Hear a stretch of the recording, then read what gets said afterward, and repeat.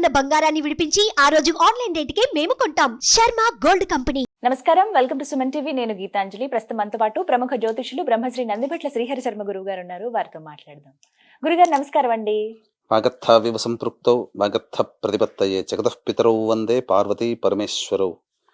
సదాశివ సమారంభాం శంకరాచార్య మధ్యమాం అస్మదాచార్య పర్యంతం వందే గురు పరంపరాం. ఆదిత్యాయ చ సోమాయ మంగళాయ బుధాయ చ గురు శుక్ర శనిభ్యశ్చ రాహవే కేతవే నమః. శృంగేరి జగద్గురు పీఠాధిపతులకి, కంచి పీఠాధిపతులకి నమస్కారములు తెలియజేసుకుంటూ కార్యక్రమాన్ని ప్రారంభిద్దాం. గురుగారు, కామెంట్స్ లో చాలా క్వశ్చన్స్ వస్తూ ఉంటాయి.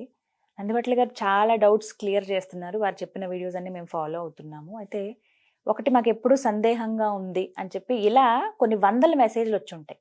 అందులో ఏంటి అంటే, ఏ పని చేసినా ఇంట్లో అవ్వదు, ఎన్నిసార్లు ఎన్ని ప్రయత్నాలు చేసినా ఏదో ఒక రకంగా వైఫల్యం. అది ఉద్యోగం విషయంలో అయినా, కళ్యాణం విషయంలో అయినా, సంతానం కానీ ఎదుగుదల అనేది ఆగిపోతుంది. 100కి 70% మంది ఈ ప్రాబ్లం ఫేస్ చేస్తున్నారని. అంటే ఇదేమైనా దోషమా, అసలు ఏం చేయాలి, వీటికి ఎందుకు ఇలా ఇన్ని ప్రాబ్లమ్స్ ఫేస్ చేస్తున్నాం?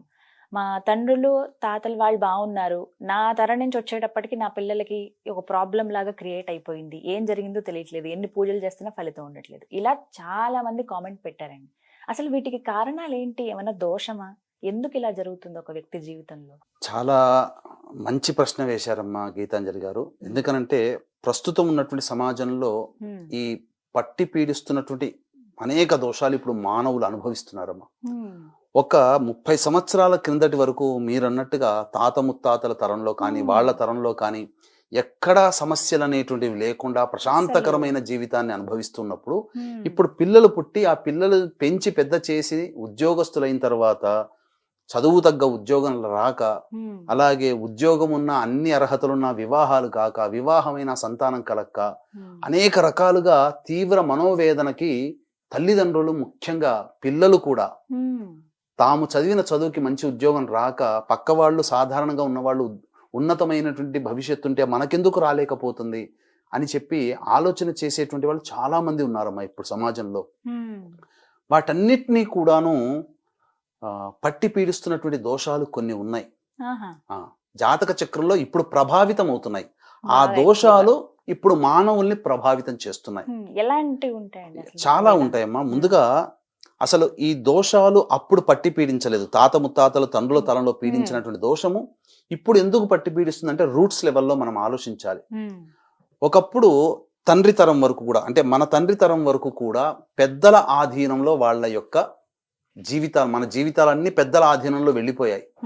ఇప్పుడు స్వతంత్రంగా పిల్లలు స్వతంత్ర నిర్ణయాలు తీసుకోవడం వల్ల వాళ్ళు పుట్టినటువంటి సమయానికి ఉన్నటువంటి గ్రహాలు వాళ్ళని ఇప్పుడు కంట్రోల్ చేస్తున్నాయి. పెద్దల ఆధీనం అనేది తగ్గింది. గ్రహాలు నేరుగా మానవుల జీవితాన్ని ఇప్పుడు కంట్రోల్ చేస్తున్నాయి. కాబట్టి ఆ గ్రహాలు ఇచ్చేటువంటి అశుభ ఫలితాలతో ఇప్పుడు చాలా మటుకు సతమతం అవుతున్నారు. అప్పుడు పెద్దల ఆధీనం ఉండడం వల్ల పెద్దరికం అనగా గురువు ఉన్నటువంటి నవగ్రహాల్లో పెద్దరికని వహించే గ్రహము గురువు. కాబట్టి గురువు ఆధీనంలో చల్లగా ఉన్నారు, అంటే పెద్దల ఆధీనంలో చల్లగా బతికారు. ఎప్పుడైతే గురువు తప్పుకున్నాడో మిగతా గ్రహాల ప్రభావం ఉన్నది. అందుగా ఇంట్లో కూడా చూడండి అమ్మా, ఇంటి యజమాని గట్టిగా ఉన్నంత వరకు ఎవ్వరు కూడా ఒక మాట అన్నారు. యజమానే బలహీనుడైపోతే దారిన పోయే దానయ్య కూడా ఒక మాట అనిపోతాడు. ఇప్పుడు వాళ్ళ జాతకాలకి అన్వయించుకుంటే పిల్లల జాతకంలో ఇటువంటి పరిస్థితి అనేటువంటిది ఇప్పుడు చాలా మందికి ఉంది. ముందుగా ఈ దోషాలు ఏవైతే ఉన్నాయో, కొన్ని రకాల దోషాలు మాత్రం మానవుల్ని ఖచ్చితంగా తరతరాలుగా ప్రభావితం చేస్తుంటాయి. తరాలుగా ప్రభావితం చేస్తూ వస్తూ కాచుకొని కూర్చొని ఉన్నాయి, పడగ విప్పిన పాములాగా ఉండి కాటు వేయడానికి. సమయం సందర్భం వచ్చినప్పుడు ఆ దోషాలతో ఇబ్బంది పడుతున్నారు. ఆ దోషాల వల్ల ఎటువంటి ఇబ్బందులు కలుగుతాయి? ముఖ్యంగా తల్లిదండ్రుల మాటలు పిల్లలు వినరు, వాళ్ళు స్వతంత్రించి నిర్ణయాలు తీసుకుంటారు. అలాగే ఆ దోషాలు ఉన్నటువంటి, ఇప్పుడు ఆ దోషాలు ఏంటనేటువంటివి కార్యక్రమంలో మనం చెప్పుకుందాం. ఇది కారణం. ముందుగా అసలు సమస్యలకి ఎందుకు సమస్యలు, ఆ సమస్యలు ఏంటి అనేటువంటిది మనం విషయం తెలుసుకుంటే, ఆ సమస్యలకు గల కారణాన్ని తెలుసుకొని ఆ సమస్యలని దీన్ని నెగిటివ్ గా ఎక్స్ప్లాయిట్ చేసుకుంటూ భయభ్రాంతులకు గురి చేసేటువంటి వాళ్ళు ఎలా ఉన్నారు అనేటువంటి విషయాన్ని కూలంకషంగా మనం చర్చించుకుని ఎక్కడ ఈ సమస్యలకు ఎక్కడ పరిష్కారం ఏ విధంగా చేసుకోవాలి, ఈ పరిష్కారం చేసుకున్న తర్వాత వాళ్ళ కుటుంబంలో ఎటువంటి పరిస్థితులు ఏర్పడుతున్నాయి కొత్తగా, మంచి పరిస్థితులు అనే విషయాల్ని క్లుప్తంగా మనం ఈ కార్యక్రమంలో చేసుకుందాం. వీక్షించేటువంటి ప్రేక్షకులకు కూడా ఇది చాలా ముఖ్యమైనటువంటి వీడియో. ఈ యొక్క వీడియోలో ఇచ్చే ప్రతి సమాచారము, ప్రతి లక్షణము కూడా మీ కుటుంబంలో ఒక సభ్యుడిగా నా మాట మీ కుటుంబంలో ఉంటుంది. అది ఒక సభ్యుడిగా నా మాట ఉంటుంది, నమ్మండి. కాబట్టి మొదలు సమస్యలు ఎలా వస్తాయి దోషాల వల్ల తెలుసుకుందామమ్మా. కుటుంబంలోని వాళ్ళు మందులకి నయం కాని రోగాలతో బాధపడుతుంటారు. డాక్టర్ల దగ్గరికి వెళ్తే డయాగ్నోస్ చేస్తే అంతా బాగుంటుంది, కానీ ఏదో ఒక అనారోగ్యంతో బాధపడుతుంటారు. కుటుంబంలోని వ్యక్తులు తరచూ నరదృష్టి, నరఘోష, ప్రయోగ బాధలకి గురవుతూ ఉంటుంటారు. ఇక ఈ యొక్క చెప్పబడేటువంటి దోషాలు ఉన్నటువంటి కుటుంబాలలో ఆడపిల్లలు మాత్రమే సంతానంగా ఉంటారు, మగ సంతానం ఉండదు. ఉదాహరణకి 2 అమ్మాయిలు ఒక కొడుకున్నారు అనుకోండి, కానీ కాలక్రమేణా ఈ దోష ప్రభావం వలన కొడుకు అర్ధాంతరంగా తనువు చాలించాల్సి వస్తుంది. అప్పుడు మిగిలింది ఎవరు? 2 ఆడపిల్లలు లేదా ఒక ఆడపిల్లే కదా. ఇక్కడ ఆడపిల్లల్ని తక్కువగా చేయడం కాదమ్మా. తల్లిదండ్రుల గురించి పట్టించుకునే వాళ్ళు 70% మంది ఆడపిల్లలే. అమ్మ తిన్నావా, నాన్న తిన్నావా, ఏం చేస్తున్నావు, ఫోన్ ఎత్తకపోతే ఎందుకు ఎత్తలేదు నాన్న, కొడుకు అడిగేటువంటి స్థితి ఇప్పుడు లేదు. కాబట్టి తల్లిదండ్రులను చూసుకునేది ఆడవాళ్ళే. కాకపోతే ఆడపిల్లలు ఉండడం ఎందుకు దోషం అనంటే, వివాహం అయిన తర్వాత ఎవరో ఒక అయ్యకి దానం చేస్తారు కాబట్టి వాళ్ళ వంశం ముందుకెళ్ళదు, నిర్వంశం అయిపోతుంది. అలాగే ఈ దోషం ఉండడం వల్ల ఇంటర్ కాస్ట్, ఇంటర్ రిలీజియన్ మ్యారేజ్లు అవుతాయి. కాబట్టి ఎవరి కుటుంబంలోనైతే పిల్లలలో ఇంటర్ కాస్ట్, ఇంటర్ రిలీజియన్ మ్యారేజ్లు అయ్యాయనంటే ఖచ్చితంగా ఆ ఇంట్లో ఆ యొక్క దోషం ఉన్నట్టే లెక్క. ఇక తరువాత ఈ దోషం ఉన్నటువంటి కుటుంబాల్లో శారీరక, మానసిక లోపాలతో పిల్లలు జన్మిస్తుంటారు. ఈ దోషం ఉన్నటువంటి కుటుంబాలలో లివర్ ఫెయిల్యూర్, కిడ్నీ ఫెయిల్యూర్, క్యాన్సర్తో బాధపడుతూ ఉంటుంటారు. ఏ కుటుంబంలోనైతే ఎన్నో రకాల జబ్బులు ఉన్నాయమ్మా. ఈ 3 రకాలైనటువంటి జబ్బులకే ఎందుకు చెప్పబడి ఉంది అనగా, మంచాన పడి సంవత్సరాల తరబడి రోగగ్రస్తులైనటువంటి కుటుంబాలలో లివర్ ఫెయిల్యూర్, కిడ్నీ ఫెయిల్యూర్, క్యాన్సర్తో చనిపోయిన ఈ 3 వ్యాధులతో సమస్యలతో బాధపడుతూ ఎవరైనా ఉన్నా వాళ్ళకి ఖచ్చితంగా ఆ దోషం ఉన్నట్టే లెక్క. అలాగే సంఘ విద్రోహకర శక్తులతో చేతులు కలిపి కారాగార వాసమైనటువంటి కుటుంబాలు కొన్ని ఉంటాయి కదా. ఇది అత్తగారింటికి వెళ్ళినట్టుగా జైలుకి వెళ్ళొస్తూ ఉంటుంటారు. అటువంటి పిల్లలు ఉన్నటువంటి కుటుంబాలలో కూడా ఈ యొక్క దోషం అనేటువంటిది ఉంటుంది. ఇక అంతేకాకుండా ఈ దోషం ఉన్నటువంటి కుటుంబాలలో ఇంకా ఎలా గుర్తించాలి, మాకు ఇవన్నీ ఏం లక్షణాలు లేవండి అని అంటారు, కానీ కొన్ని లక్షణాలు ప్రత్యక్షంగా కనిపిస్తూ ఉంటుంటాయి. ఏంటనంటే, ఇంట్లో జిల్ల పురుగుల బెడద, బొద్దింకల బెడద ఎక్కువగా ఉంటుంది. నల్లాలు కొత్తవిగా మార్చిన వారం బాగుంటాయి, మళ్ళీ బొట్లుగా నీరు కారుతూ ఉంటుంది. అలాగే గోడలకి క్రాక్స్ ఎక్కువగా వస్తుంటుంటాయి. ఇవి సర్వసాధారణం. అంటే 100కి 75% మంది కుటుంబాలలో ఈ దోషాలు ఉన్నట్టే లెక్క. ఇంకా ఈ దోషం ఉన్నటువంటి కుటుంబాలలో పిల్లలకి పెళ్లిళ్ళు కావు. ఎంత అందంగా ఉంటారు పిల్లలు, కానీ సంబంధాలు కుదరవు.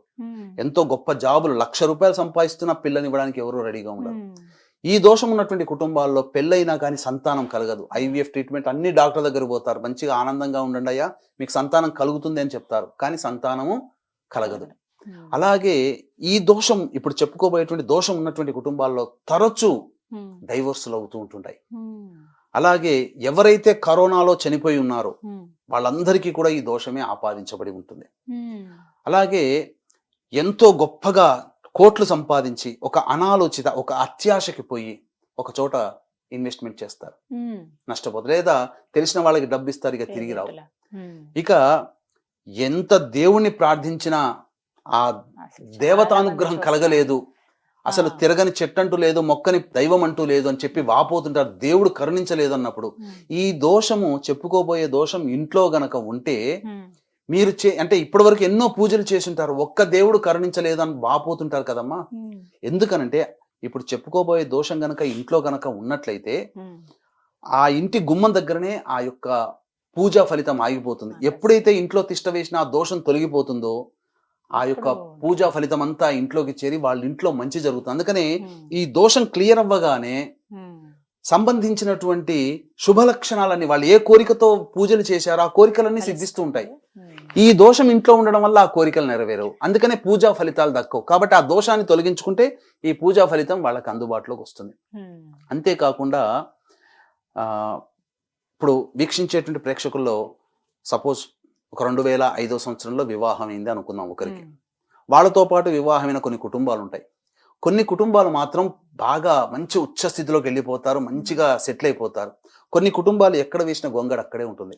ఉద్యోగం చేసినప్పుడు సంవత్సరం ఇంక్రిమెంట్ ఉండాలి కదా, వివాహం అయిన తర్వాత జీవితంలో ఎదుగుదల ఉండాలి కదా, ఎదుగుదల లేకుండా ఉండిపోయారు అంటే అటువంటి కుటుంబాలలో పితృదోషం ఉంటుంది. అలాగే ఇక ఏ జన్మలో ఏ పాపం చేసామో ఆ నరకం అనుభవిస్తున్నాము, అసలు ఎదుగుదల బొదుగుదల లేదు అని చెప్పి బాధపడుతూ వేదన పడుతూ గురి అవుతుంటుంటారు కదా, అటువంటి వాళ్ళల్లో ఈ యొక్క దోషం ఉంటుంది. కాబట్టి ఈ దోషాలలో ఉన్నటువంటి కుటుంబాలలో ముఖ్యంగానమ్మా తరచూ ఒక కుటుంబంలో సపోజ్ ఒక 30 ఏళ్ల కిందట బాబాయో లేకపోతే పిన్నమ్మనో మేనత్తనో సూసైడ్ చేసుకున్నారు, లేదా యాక్సిడెంట్లో పోయారు. అది మళ్ళీ తిరిగి తర్వాత తరంలో కూడా ఇటువంటివి తగులుతూ ఉంటుంటాయి, రిపీట్ అవుతాయి, రిపీటెడ్గా ఇటువంటివి జరుగుతూ ఉంటుంటాయి. ఇటువంటి కుటుంబాలలో కూడా ఈ చెప్పుకోపోయే దోషం ఉంటుందమ్మా. కాబట్టి ఇన్ని రకాలుగా మానవుల్ని వేధిస్తుంది. ఎందుకంటే మనిషి బ్రతికేదే ప్రశాంతత కోసం, జీవితంలో ఎదగడం కోసం. అటువంటి ప్రశాంతత కానీ ఎదుగుదల కానీ లేని కుటుంబాల్లో ఖచ్చితంగా ఇప్పుడు మనం చర్చించుకోబోయే దోషం ఉంటుంది. కాబట్టి ఆ దోష పరిహారం అనేటువంటిది ఖచ్చితంగా చేసుకోవాలి జీవితంలో ఒక్కసారైనా. కానీ ఇంత ప్రభావం చూపిస్తున్నటువంటి ఆ దోషం ఏంటి గురువుగారు? మానవుడి యొక్క జాతక చక్రాన్ని పరిశీలన చేసినప్పుడు మానవుడు సమస్యలతో బాధపడుతున్నాడంటే 5 రకాలైనటువంటి దోషములు లేదా 5 రకాల శాపములు. ముఖ్యంగా పితృదోషము, స్త్రీ శాపము, గురు శాపము, సర్పశాపము, 5వది దైవ శాపము. ఈ 5 రకాలైనటువంటి శాపములతో మానవుడు జన్మించినప్పుడు ఈ యొక్క శాప ప్రభావాల వలన మానవుడు సమస్యలు ఎదుర్కొంటాడు. ఈ సమస్యలకన్నిటికీ కూడా పరిష్కార మార్గాలు కూడా ఉన్నాయి. ఆ పరిష్కార మార్గాలు చేసుకోవాలి. ఎందుకంటే లాక్ వేషం, కీ దొరకట్లేదు, కానీ కీ ఇదే. మన జీవితంలో లాక్ చేయబడింది. మనకు చదువుకోవడం వరకు గొప్పగా చదువుతుంటుంటారు, ఉద్యోగం రాక సతమతమవుతున్నట్టే ఉద్యోగం దగ్గర లాక్ వేయబడింది మన జీవితం. కాబట్టి అన్లాక్ చేసామంటే ఉద్యోగము, వివాహము, సంతానము, ఇలా ఎంతో మంది పొందిన వాళ్ళు ఉన్నారమ్మా. అసలు మీరు ఇవన్నీ ఎలా రీసెర్చ్ చేశారు గురుగారు? అంటే నా ప్రస్థానం గురించి కనుక ఉంటే ఈ సాంప్రదాయమైనటువంటి వైదిక కుటుంబంలో జన్మించడం జరిగింది. చదువుకోవడం వరకు ఉన్నత చదువులు చదువుకున్నా చిన్నప్పటి నుంచి కూడా ఈ యొక్క సంబంధించినటువంటి సాంప్రదాయ విధానాల్లో తరచూ ఈ జ్యోతిష్యం గురించి అవగాహన పెంచుకోవడం ద్వారా, మానవుల సమస్యల్ని గురించి తెలుసుకోవడం ద్వారా చిన్నతనం నుంచే ఆ విధానంగా ఉండడం వల్ల ఒక ఏంటంటే స్వతంత్రమైనటువంటి ప్రతిపత్తితో జీవిస్తూ ఈ ప్రసార మాధ్యమంలో 2009లో డెబ్యూ అనమాట. తదనంతరం అనేకమైనటువంటి శాటిలైట్ ఛానల్స్లలో అలాగే ఈ ప్రసార మాధ్యమాల్లో చెప్పడం జరిగింది. అయితే నా దగ్గరకు వచ్చి అపాయింట్మెంట్ తీసుకున్నటువంటి వ్యక్తులకు ఏంటంటే మనకు తెలిసినటువంటిది వేద మార్గమే, శాస్త్రీయ మార్గం ద్వారా గ్రహములు, తదనంతర జపాలు, తర్పణాలు, హోమాది కార్యక్రమాలు, పాశుపత ప్రయోగాలు ఇవన్నీ దగ్గరుండి చేయించడం జరిగింది. అయితే నాకు రివ్యూ చేసుకోవడం అనేటువంటిది బాగా అలవాటమ్మా. అంటే ఒక వ్యక్తి మన దగ్గరికి వచ్చినప్పుడు, సమస్యతో వచ్చినప్పుడు ఆ సమస్యకి పరిష్కారం జాతకంలో తెలుస్తుంది. అనారోగ్యం వచ్చినప్పుడు డాక్టర్ దగ్గర ఎలా అయితే నివారణ అవుతుందో సమస్యలకి పరిష్కారం మన జాతకంలోనే తెలుస్తుందమ్మా. దీనికి సంబంధించి ఈ పరిహార మార్గాల ద్వారా కొన్ని జపతర్పణ హోమాది కార్యక్రమాలు చేసినప్పుడు కొంతమందికి ఆ పరిహారాలు లభించడం ద్వారా వాళ్ళు విముక్తి పొందారు.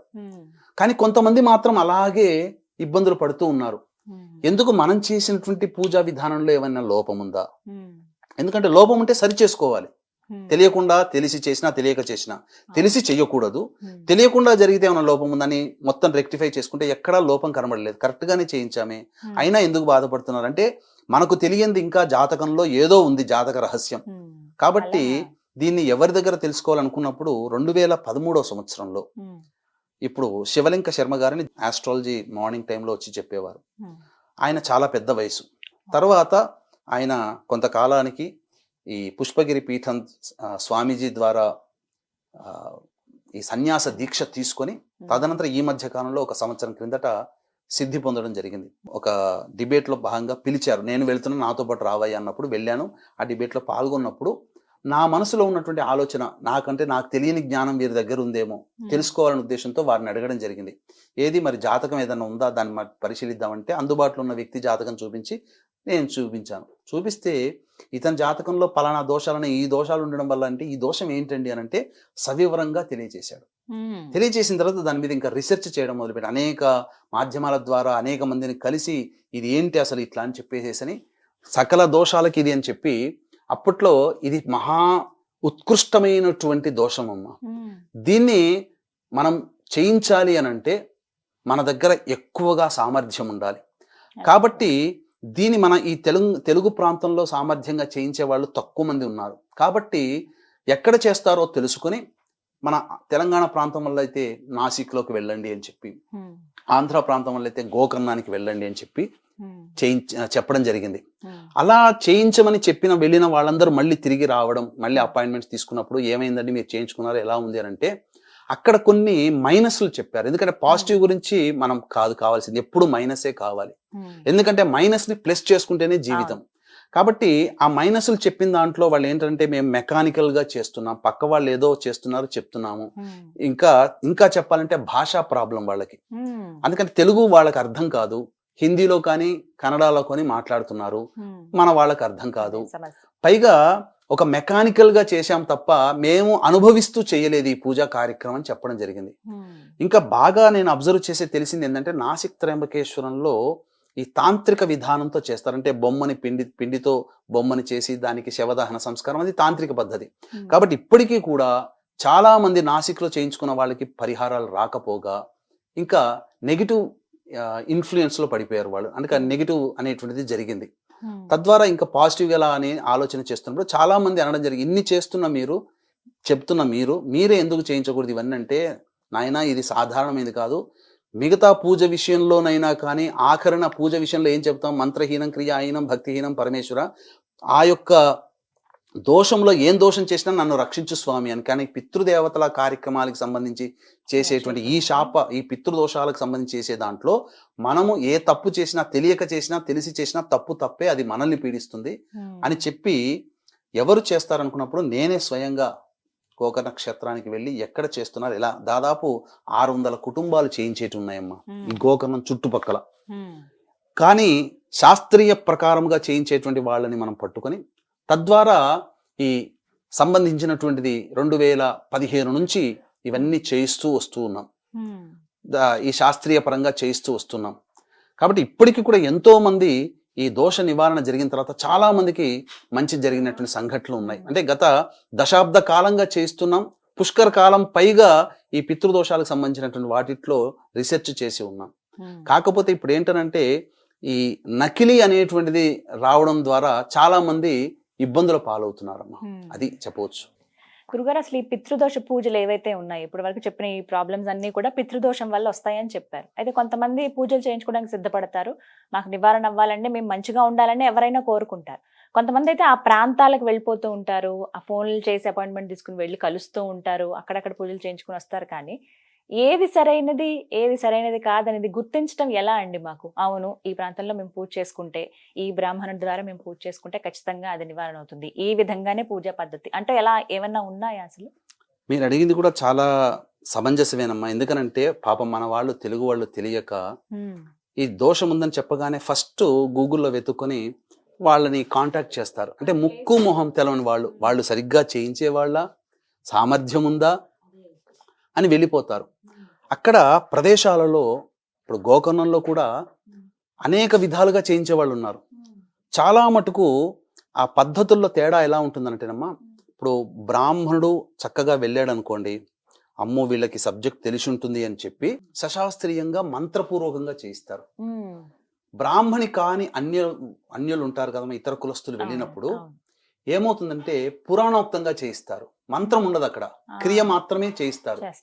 పైగా ఇప్పుడు ఏంటనంటే చాలా చోట్ల దీన్ని ఒక రకంగా చెప్పాలనంటే కమర్షియల్ యాక్టివిటీలోకి తీసుకొచ్చారమ్మా.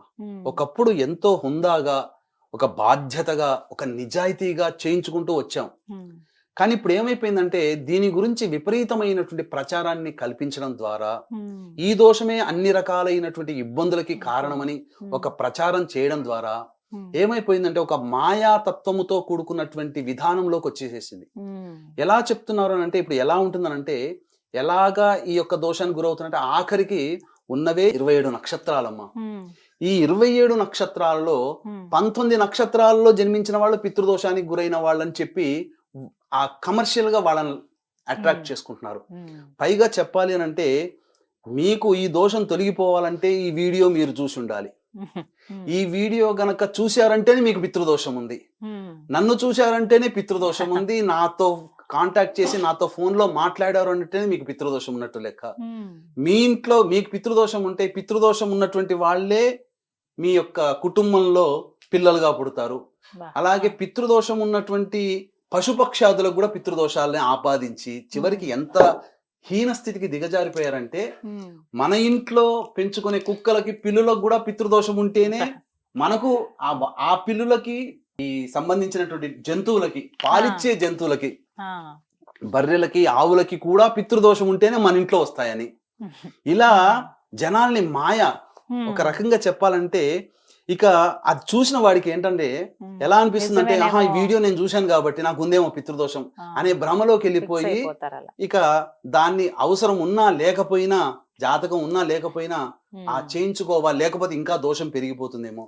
ఇంకా చెప్పాలి అంటే ఈ వీడియో చేసి అంటే ఎలాగా మనుషులని మభ్య పెడుతున్నారంటే ఈ వీడియో చూసిన తర్వాత కూడా నువ్వు పితృదోషం చేసుకోలేకపోతే నీ కర్మ తీరనట్టు.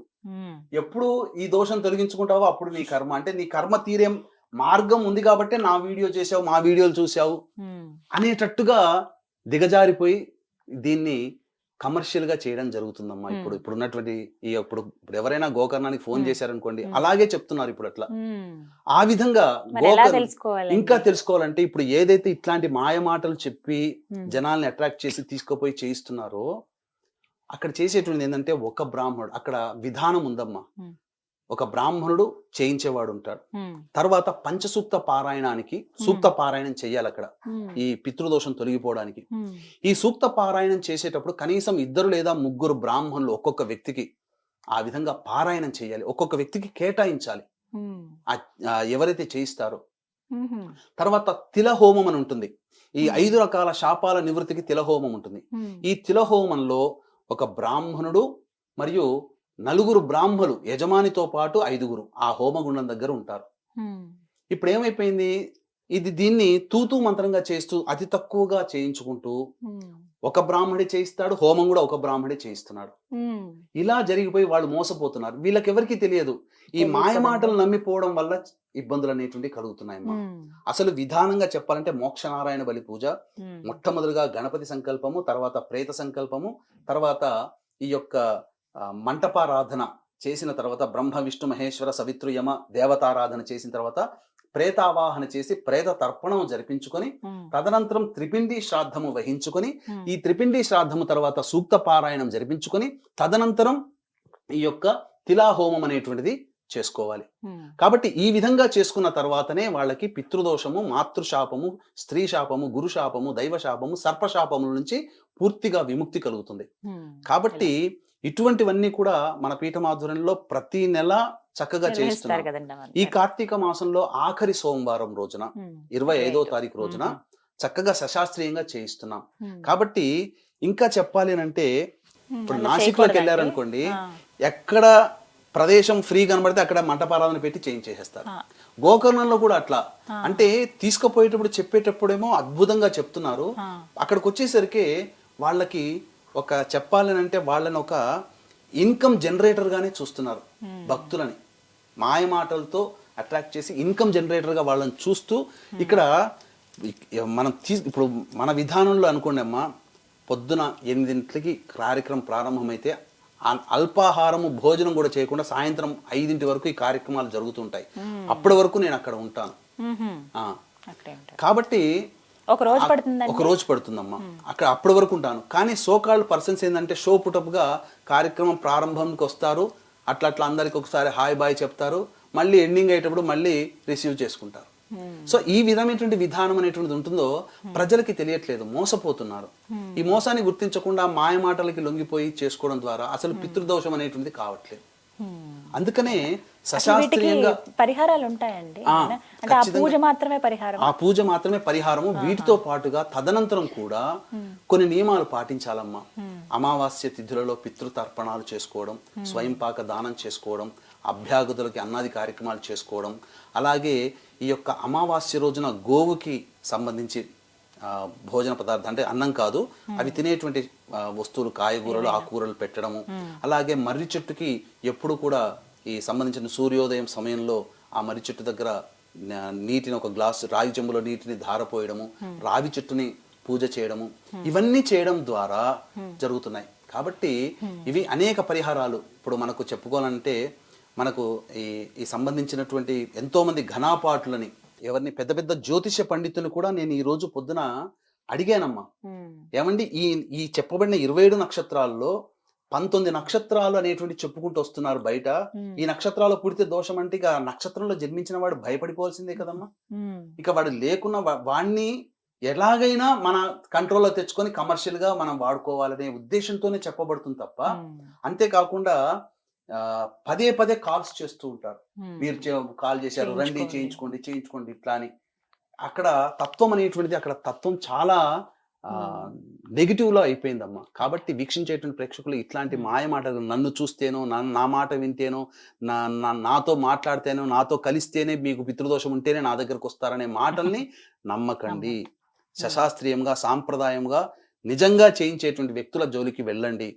అంతవరకు హామీ ఇస్తాను. ఎందుకంటే ప్రసార మాధ్యమంగా ఒక్కటి మాత్రము హామీ ఇవ్వగలను, తెలిసి చేసినా తెలియక చేసినా తప్పు తప్పే. ఆ దోషము అన్ని దోషాలలోకెల్లా ఈ పితృదోషము చాలా ప్రభావవంతమైంది. ఈ రోజున డబ్బు కోసము నేను గడ్డి తింటే నా తదనంతరం తర్వాత తరం వాళ్ళు ఇబ్బంది పడాలమ్మా. అటువంటి పని ఎప్పుడూ చెయ్యకూడదు, చెయ్యను కూడా.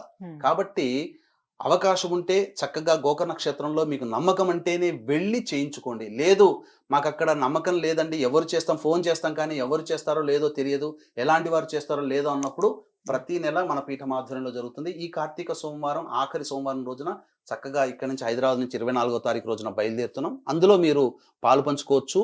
ఒక్క విషయం మాత్రం క్లారిటీ చెప్పగలను, వాళ్ళు అనగా ఈ భక్తులు ఎవరైతే ఉన్నారో వాళ్ళు స్వయంగా ఫోన్ చేసి వెళ్ళినా, మన ద్వారా వెళ్ళినా అంతే ఖర్చు ఉంటుంది.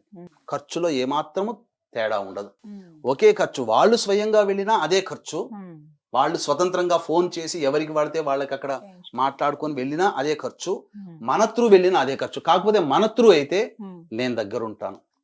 సశాస్త్రీయంగా అందరినీ ఒకే ఘాట విధంగా మంత్రపూర్వకంగా చేయించడం జరుగుతుందమ్మా.